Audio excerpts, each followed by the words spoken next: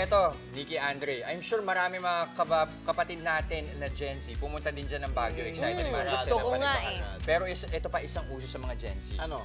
Yung konsepto ng healing your inner child. Talaga ba? Oo, uso Gen Z? sa aming mga Gen Z yan. Sa Wow. inyo ba? Matagal na natin Paano ginagawa yung yun. hihilang inyong inner child? Ako ever since, toys, comic books, easy. Easy answer. Ako, feeling ko naman, child ako forever eh. Kaya, alam mo Never yun, nawala? Never nawala. Ikaw, Oo. anong ano? Paano ba? Napaisip ako bigla eh. Sa akin Hindi wala. ba nag-e-enjoy Wala. to si partner? Hindi, ang enjoy Hindi, ko kasi travel ngayon is kasi. traveling eh. Yes. Oh, yun Babawi na eh. yun. Oo. Hindi ko din masabi naman pagbibili ng pabango, child Oo din. eh, no? di ba? Ito, para sa mga competitive ho dyan, may isang pasyalan sa Parañaque para sa inyo. Aba. Up to sawa ang saya sa kanilang 70 game tables. Wow, 70, dami. 70. Tara nga puntahan natin yan kasama ang ating weekend buddy na si Monty Lopez.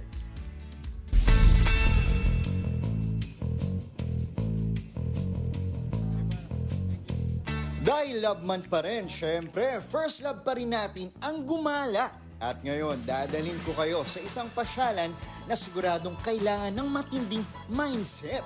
Isipin nyo, may lawak na 1,000 square meters ng punong saya, dala ng mahigit 70 game tables. Oh, di ba? The best puntahan ng outside the box, lalo na pag weekend kasi ma-enhance yung focus, mabuboost yung creativity natin. At magbaon ng strategy. Kung gusto nyo na maging competitive gaya ko, meron sila yung tinatawag na parang score sheet. Kita nyo naman. Game 1 to 25. Ang tagal nun, parang buong isang linggo kayo nandito.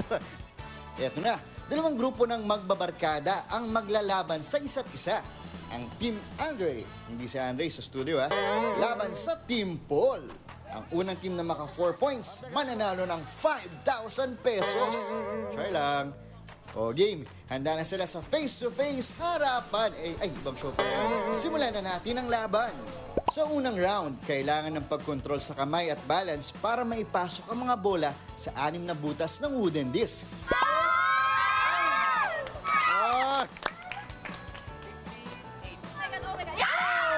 Very good. 41 seconds, so 1 point para sa Team Paul. Pa-sample ng ano sigaw nyo, ang lakas-lakas. Round 2, abutin ang tuktok saka i-release ang bola gamit ang strings at handle para makakuha ng high score.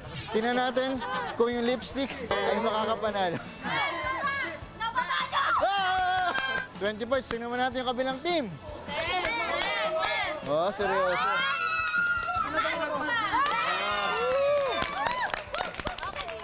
Ang score natin, all one.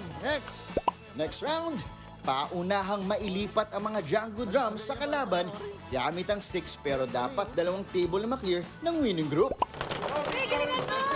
Ayan! Woo! Para sa game 3, ang 1 point para sa Team Paul. Sunod na paglalabanan, paunahang makapagpasampa ng 3 palaka sa wooden lift para sa additional 1 point. Yung ingay nila, akala mo 100,000 na pinagtatalunan. Game 5, pataasan ng wooden chips in 2 minutes. Pero this time, isa-isang chip lang ang paglapat. 40! 41! Ilan kayo? Oh! Nakahabol! At para sa final round, matinding balance na ang labanan para ang mga wooden block ay huwag magbaksakan. Itong game na to, final game natin, pero ang equivalent niya, 2 points na. So either kayo'y makahabol para tumaas yung energy nyo, o 2 points para ma-maintain yung taas. At yung, yung malakas sumigaw, bawin mo sigaw. Ganun. Hoy! Ano ba, team? Ang nanalo ang Team Paul! Makipagtagisan ng galing kasama ang barkada at pamilya. Ang saya, di ba? Pagtalo, walang pikon, enjoy lang, laro lang, at sigaw lang ng Happy weekend mga kapatid!